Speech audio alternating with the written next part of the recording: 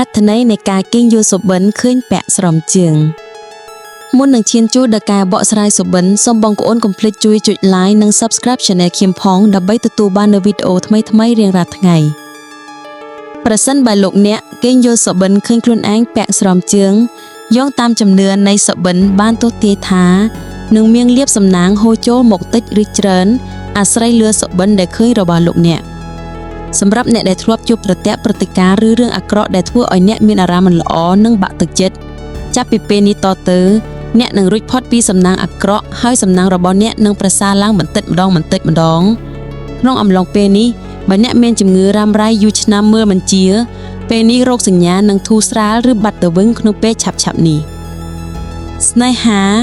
អ្នកនៅលីវីក្នុងអំឡុងពេលនេះមានឱកាសបានជួបមនុស្សដែលខ្លួនចូលចិត្តឬមានមនុស្សមកសារភាពស្នេហ៍ដោយមិនដឹងខ្លួននិងមានឱកាសបង្កើតទំនាក់ទំនងដ៏យូរអង្វែងជាមួយគ្នាថែមទៀតផងចំណែកឯអ្នកមានគូស្នេហ៍វិញគឺជាសញ្ញាមិនល្អក្នុងពេលនេះគូស្វាមីភរិយាតែបង្ហាញសញ្ញានៃការចំណានចកកគ្នាទៅវិញទៅមក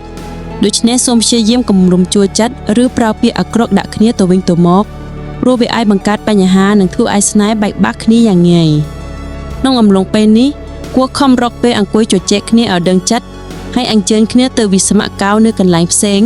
ដើម្បីបន្ថែមភាពផ្អែមល្ហែមធ្វើឲ្យស្នេហ៍វាលមករកភាពល្អដូចពីមុនហេរញ្ញវត្ថុនៅពេលនេះត្រូវបានចាត់ទុកថាជាល្អមានលៀបចូលមកឥតដាច់សូរ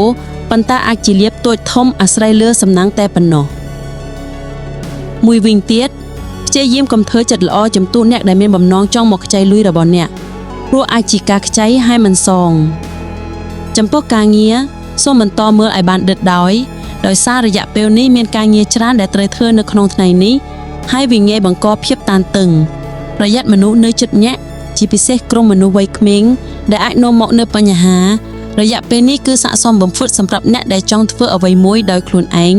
ព្រោះជាពេលវេលាដ៏ល្អក្នុងការផ្លាស់ប្ដូរជីវិតរបស់អ្នកឲ្យកាន់តែល្អប្រសើរឡើងនាថ្ងៃខាងមុខអត្ថបទ Gronopa អរគុណបងប្អូនទាំងអស់គ្នាសម្រាប់ការទស្សនាសូមកុំភ្លេចជួយចុច like និង subscribe channel ខ្ញុំផងដើម្បីទទួលបាននូវវីដេអូថ្មីៗរៀងរាល់ថ្ងៃ